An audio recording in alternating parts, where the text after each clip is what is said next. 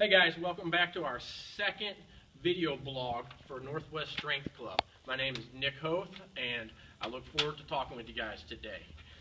Again, before we get into it, please urge you guys, if you could, if you're on Twitter, please follow us at NHS_muscle. This time of year, we're sending out a bunch of stuff. We're in the middle of max outs, and we'll be sending big lifts some of the high school kids are doing, and just random things that we're pretty proud of here. So please follow us on Twitter. We appreciate it. I'd like to thank everyone who emailed in a question in regards to strength and conditioning the last couple weeks. Greatly appreciate them. I think we got back to just about everybody. Hopefully we answered your questions to the best of our ability, and they helped you out. Anyone with any other questions, any questions related to strength and conditioning at all, please, we encourage you, please feel free to email us. Our email address is nhsmuscle@gmail.com. We look forward to reading those. They help produce this show. So please send us any questions you have. We'll definitely get back to you via email, and hopefully your question may be the next one we use on our next video blog. So with that said, that brings us to our first question for the video blog. This one's a great question. This one comes from Steve. And Steve says, I have heard about middle school workouts going on at the Valley. I am a little curious about how exactly you are supposed to train middle school age kids. I am not saying it is wrong, but I just simply do not know the benefits and risks. Steve, when I first saw this email come across, I was thrilled. We started doing junior high workouts, I'd say maybe a month or two ago.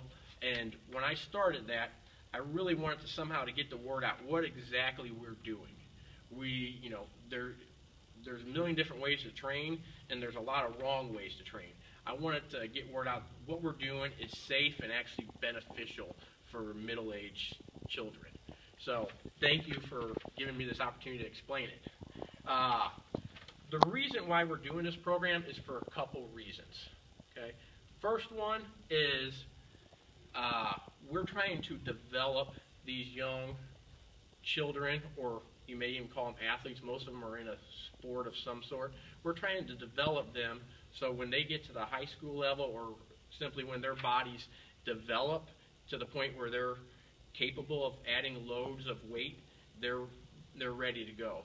So we really focus a lot on mobility and technique. And what you'll find when we're in there training them, we're not trying to get the strongest 7th grader in the country. We are trying to do is develop that the movement and technique it takes to perform lifts in a couple years properly.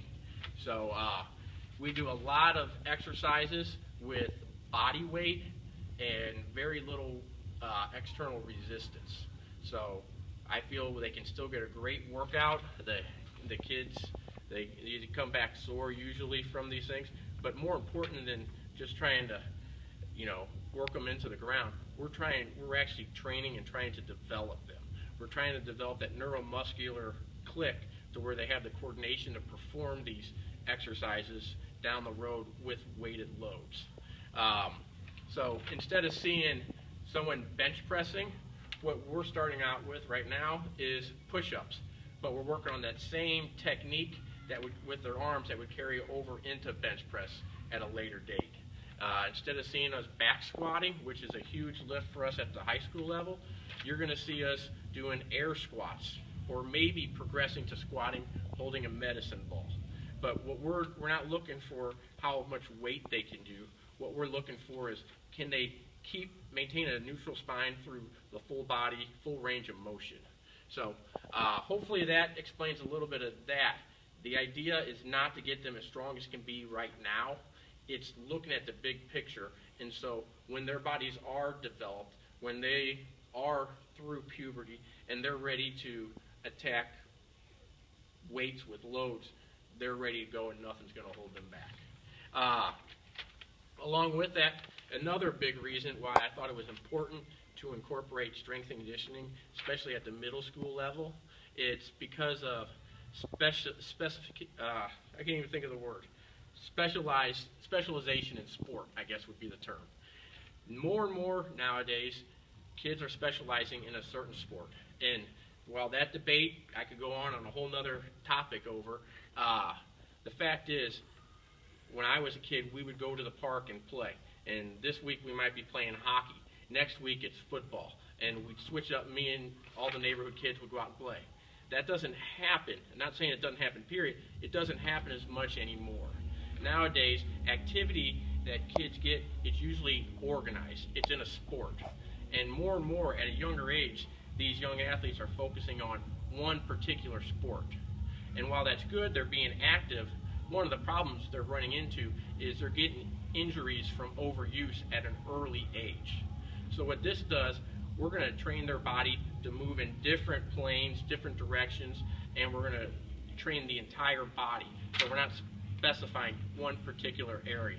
And that should not only make them a little bit stronger and more coordinated for whatever sports they decide to do, it may also help prevent those injuries. So kind of a long-winded question, and I even have a lot more, Steve, so hopefully I answered it pretty well in the email I sent you as well. Again, if there's any other questions regarding that, I look forward to hearing them.